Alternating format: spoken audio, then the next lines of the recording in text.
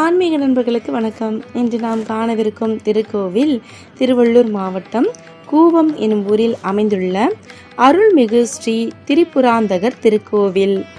கோவிலின் மூலவர் திருவிற்கோலநாதர் திரிபுராந்தகேஸ்வரர் என்றும் உற்சவர் சோமாஸ்கந்தர் என்றும் அழைக்கப்படுகிறார். தாயார் திருபுராந்தக நாயகி என்று அழைக்கப்படுகிறார். கோவிலின் தலவிருட்சம் வில்வமரம், தீர்த்தம் அக்னி தீர்த்தம், ஆகமம் மற்றும் பூஜை சிவாகமம். இங்குள்ள விமானம் கஜபிருஷ்டம் எனப்படுகிறது. திருஞான சம்பந்தர் தனது பதிகங்களில் சிவன் திரிபுராந்தக அசுரர்களை வதம் செய்த வரலாற்றை குறித்து பாடியுள்ளார். சிவனால் வதம் செய்யப்பட்ட தாரகனும் வித்யும்மாலியும் கருவறைக்கு முன்புறம் துவார பாலகர்களாக இருக்கின்றனர். ராஜகோபுரத்திற்கு நேரே காத்தல் தாண்டவம் ஆடிய நடராஜர் தனிச்சன்னதியில் இருக்கிறார். அம்பாள் சுவாமிக்கு வலதுபுறத்தில் தனிச்சன்னதியில் கிழக்கு பார்த்தபடி நின்ற கோலத்தில் இருக்கிறார். இதனை சுவாமி அம்பாளை திருமணம் செய்த கோலம் என்கிறார்கள். இவளுக்கு முன்புறத்தில் ஸ்ரீ சக்கரம் பிரதிஷ்டை செய்யப்பட்டுள்ளது. அம்பாளிடம் வேண்டிக் கொண்டால் திருமண தடைகள் நீங்கும் என்பது நம்பிக்கை. அம்பாளின் கருவறை விமானம் கோபுரம் போன்ற அமைப்பில் வித்தியாசமாக இருக்கிறது. பிரகாரத்தில் சண்முகர் 6 முகங்களுடன் வள்ளி தேவானையுடன் தனிச்சன்னதியில் இருக்கிறார். இங்குள்ள பைரவர் நாய் வாகனம் இல்லாமல் காட்சி தருகிறார்.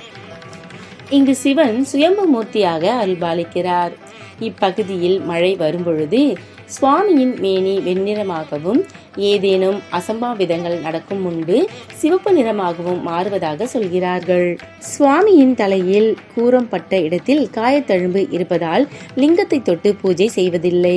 தலைக்கு மேல் பச்சை கற்பூரம் மட்டும் தூவி பால் அபிஷேகம் செய்கிறார்கள்.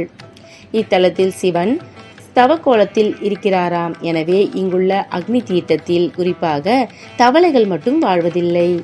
தவளை எழுப்பும் சத்தம் சிவ தவத்திற்கு தொந்தரவாக இருக்கும் என்பதால் தவளைகள் வசிப்பதில்லை என்கிறார்கள்.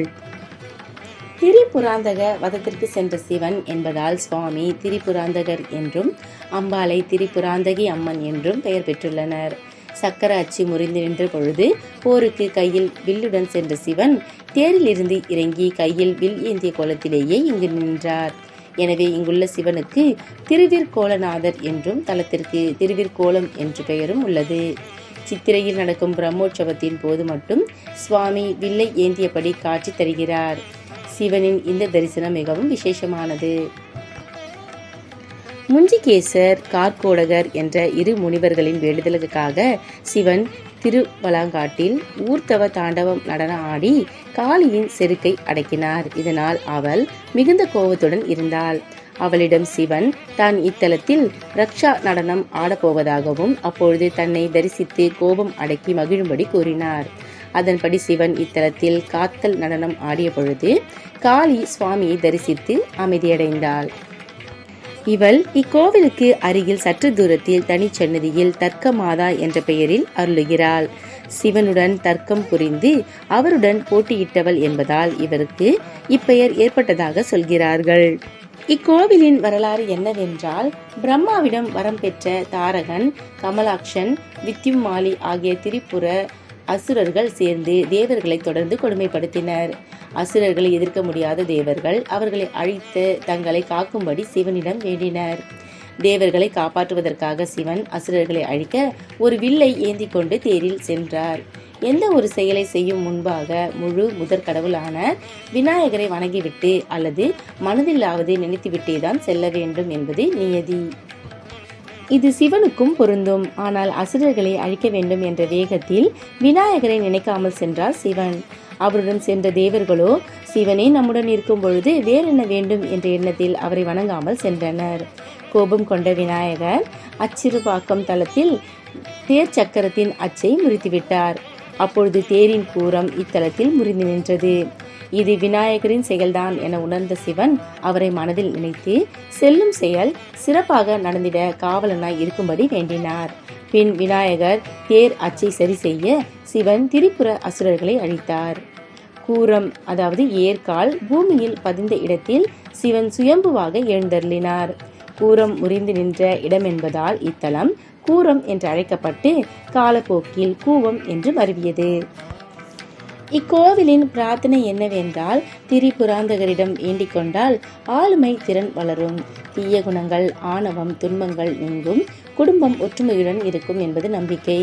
சிவனின் தேர் அச்சை முறித்த விநாயகர் அச்சுறுத்த விநாயகராக பிரகாரத்தில் தனிச்சன்னதியில் இருக்கிறார். புதிய செயல்கள் தொடங்கும் முன்பு இவரிடம் வேண்டிக் கொண்டால் அச்செயல் தடையின்றி நடக்கும் என்பது நம்பிக்கை. பிரார்த்தனை நிறைவேறியவர்கள் சுவாமிக்கும் அம்பாளுக்கும் வஸ்திரங்கள் சார்த்தி சிறப்பு அபிஷேகங்கள் செய்து நேர்த்திக்கடனை செலுத்தலாம். கோவிலின் திருவிழாக்கள்: சித்திரையில் 10 நாட்கள் பிரம்மோற்சவம், ஆடியில் அம்மனுக்கு 10 நாட்கள் பூபாடை திருவிழா, சிவராத்திரி, ஆருத்ரா தரிசனம் இங்கு வெகு விமர்சையாக கொண்டாடப்படுகிறது. சிவனின் தேவார பாடல் பெற்ற தொண்டை நாட்டு தலங்களில் இது 14வது தலமாகும். பக்தர்கள் அனைவரும் இத்திருத்தலத்திற்கு சென்று திரிபுராந்தகரை வழிபட்டு வாழ்வில் எல்லா வளமும் பெற அன்புடன் வேண்டுகிறோம்.